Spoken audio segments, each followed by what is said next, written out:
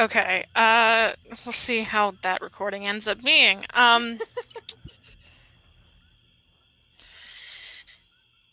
It it is an hour. It is an hour and a half out of town, before the Earth starts to firm up again, and then it does, and it's almost odd the way it seems to firm up.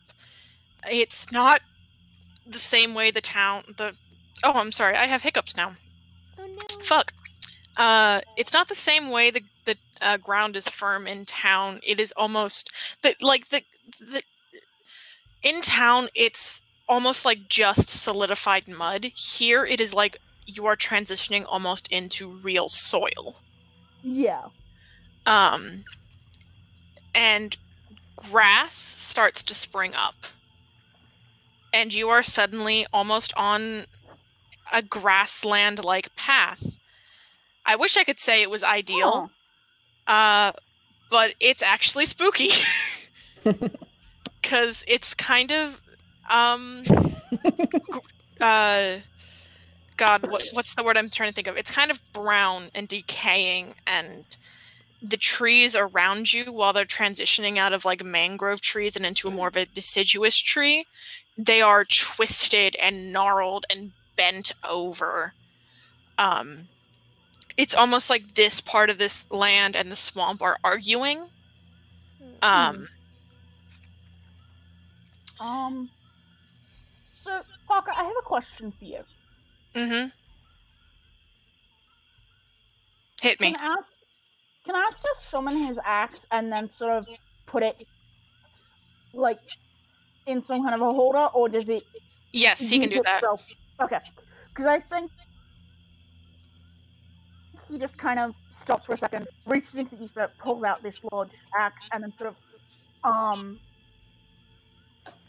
it's a little bit awkward, but sort of slides it through some of the straps on his backpack. As he likes none of this.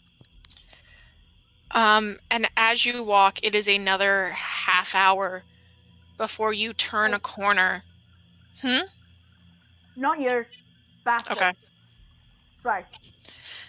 It is another half hour before you turn a corner, and you find what is a small, ramshackle, falling apart little shack.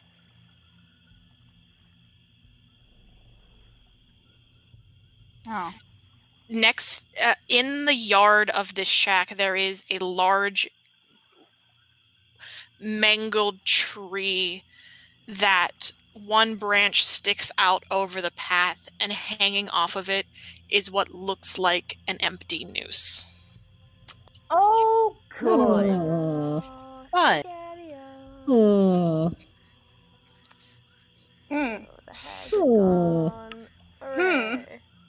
Ash is gonna activate Spooky Vision, because he's... Make a perception check. Come on. Fuck it, I know what his... Sorry, it's... Roll20 has decided to lag out and not let me have my stuff. You're good. Good. Roll good. Roll good.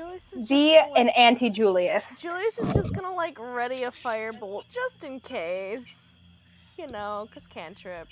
Just low-key. Yeah. Also, I'm sad that Paula Julius now means a bad thing. Sigh. Sorry. Okay, I'm gonna roll it and hope that Avery doesn't fuck me over. Come on, Avery. Avery, be good. Please. Because you've been nasty to me. Good. 19. As you slide your spooky vision on and you glance about, something catches your eye almost instantly. It is a flare, a flash of something almost crystalline in that sort of geometric pattern, but not quite all the way there. It's weird, but you see it emanating from inside the shack.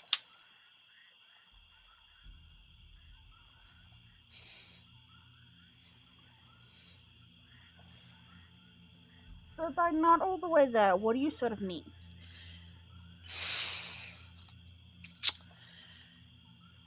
It is as if there is a crystalline structure coming out of what looks like more fabric-y smoothness, and it's almost like they're pulling at each other. Okay.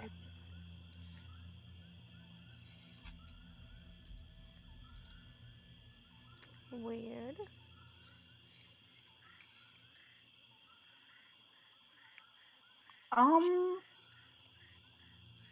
So here's a question for you, GM. Yes. Does he know that hags tend to be, like, completely fey? Make a history or Arcana? Or Arcana. Well, roll 20 has crashed, so I guess I need to hope that Avery doesn't fuck me. Come on, Avery. Come on, Avery. 20 plus 2. Wait, I don't actually remember if he has a proficiency. Do you heart? I can check. Yeah. I could just roll for you. That's smart bitch hours. Okay. Cool. Roll 20 has completely crashed. You do not have proficiency in either. Oh, okay, that's what I did. I will do Arcana because that makes more sense to me. Yeah. Arcana is sort of what I'd be going off of, unless I had proficiency in. That's a 17. Nice. You would know that they tend to be full hag, yes. Yeah.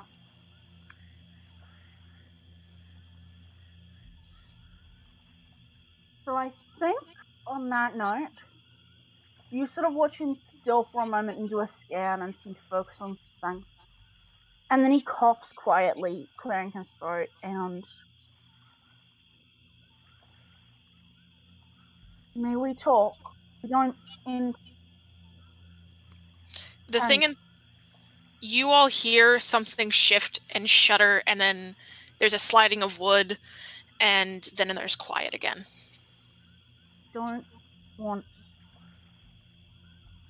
don't want to hurt. We'll only fight to protect ourselves. I'd like to talk if you're willing. Make a persuasion check. At disadvantage because Julius is actively holding a spell. Yeah. Again, my roll 20 has completely crashed, so. Okay, I can do that. That is a 7. God damn it. Oh. Julius is just holding him for protection. He has no hit points. Lecter, please drop the spell. There's from inside you just hear it.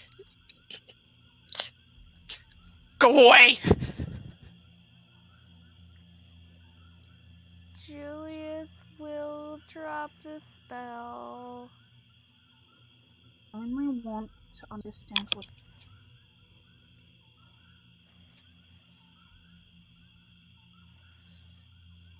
Look, we want to make sure that the kids aren't going missing anymore. We're not here to hurt you. We got involved because people said that kids were getting hurt, and we wanted to try and stop that. And stop the shit that's been happening in the town.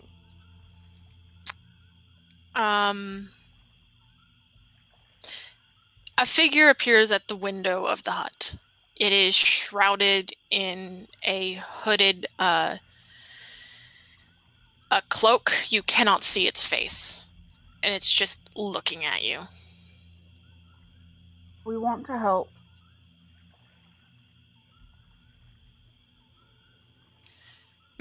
I'm gonna roll another persuasion check, but at advantage this time. Okay.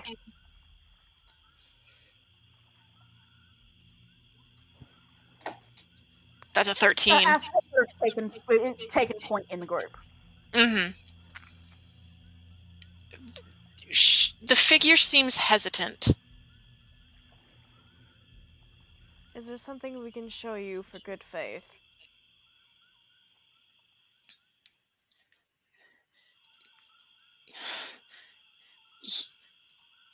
You're not with the watch? You're not here to hurt me? No. No. We didn't even know you were here, and we have a vested interest in ruining the watch's day however we can. Exactly. Would it help you feel better if we put our weapons down? Yeah. Put your weapons down. All of you. Julius kind of like glances at all of you and then just sighs a little bit and will unsheath the daggers that he has. Yeah. Oh yeah, Alex immediately puts down his warhammer down on the ground and then like holds his hands up. Yeah, Aster is he's very clear. He starts with the mace and then the axe.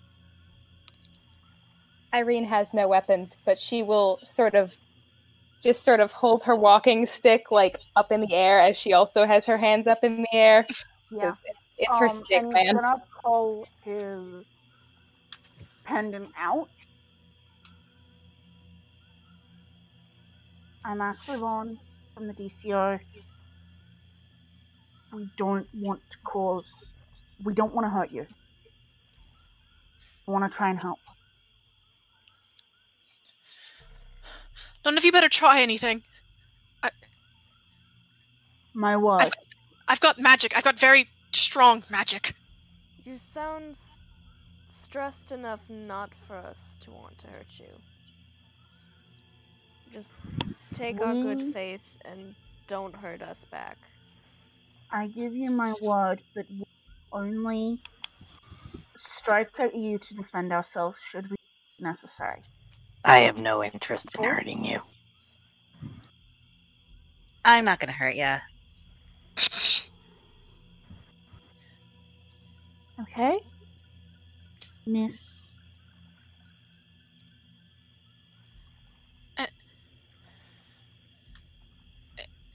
And you three? The old woman, the...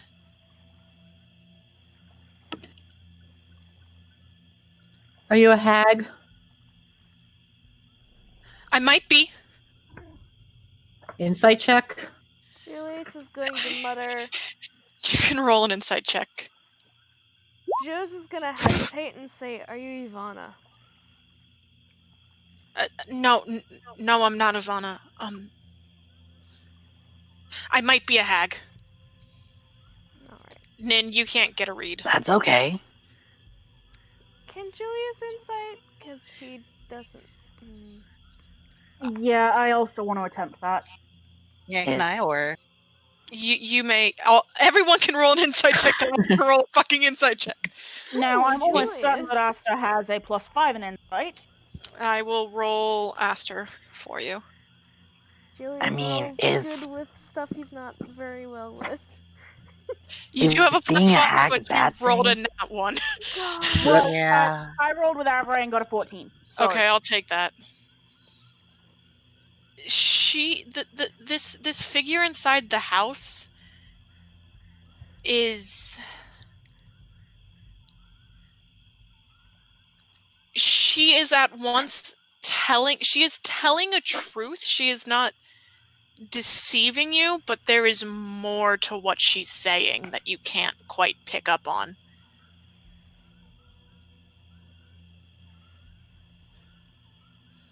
Miss. Is being a hag a bad thing? Miss. As I said, wear the shepherd's gentle hand to help.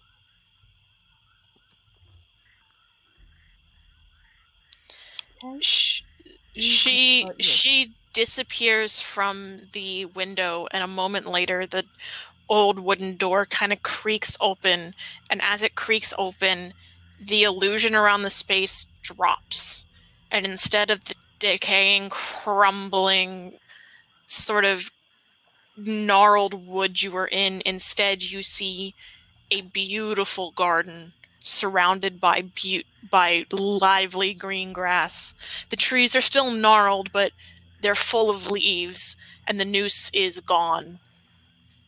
And stepping out of the hut is a young woman dressed in a cloak. It pulled over as far over her face as she can manage. Okay? Talk. Hi.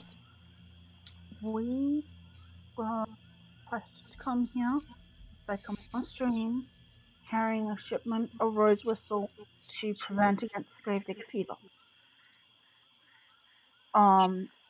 Very much watching to see how she reacts to that. Her hands kind of tighten a little bit where it's clutching the cloak. Okay. We were then hired on by Common Streams to discredit the witch and keep them from having influence in town. Last night we made enemies of them. We are not on their side. And unless you strike us... She looks at you, Aster, and she goes, "How old are you?"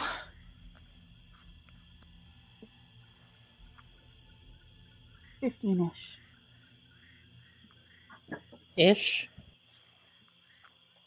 Have you heard her then? I have, I think, but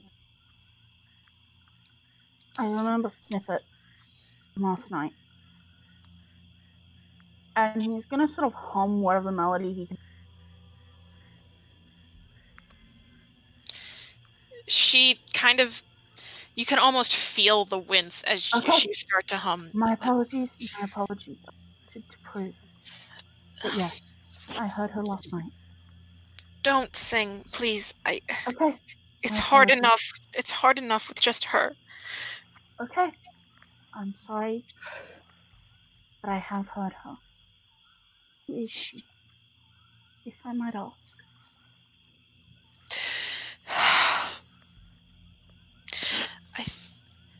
I think she's my sister. I think that's Rosalind singing. That make you Shay?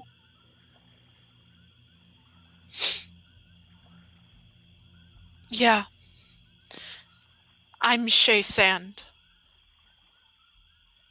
And she pulls back her hood slowly and carefully, and she looks at all of you, and the left side of her face is a young, beautiful woman, maybe 18 years old, with long, sort of strawberry blonde hair, sort of braided down one side, and on the other half of her face, Nin, you recognize the gnarled, wrinkled, almost putrid green skin color and the stuck out wild hair of a hag. And that is where we're going to end the session. I figured that's who it was if it wasn't the person in the diary. Oh my god. Wait, repeat the name? Shay Sand. She's one of the fucking dead So the last name daughters. is Sand, not Sands, right? Okay. Sands. Okay. Sands? No, Sand? Sand. Sand singular. Sand. Because I wrote it down in my notes as Sand. One like, sand. Not with a D. I was like, One sand, not plural sands. I thought you said Sands like Sans Undertale. Yeah, that's Sand what I thought it was. A singular grain of sand. One sand. Half a hag, one sand. Basically, Wes's daughter. Basic edition, lads. Basic edition. Half hag, half sand. Half a sand. They're half a sand. So yeah. Well, Cool. I'm not excited to find out what happens to Exalia next session. Yeah. Why yes. do you keep bringing it up? You have to stop saying it. Because don't it's say it, haunting it my won't every happen. thought. Oh my god. You understand this is all we're gonna think about for the next 2 weeks.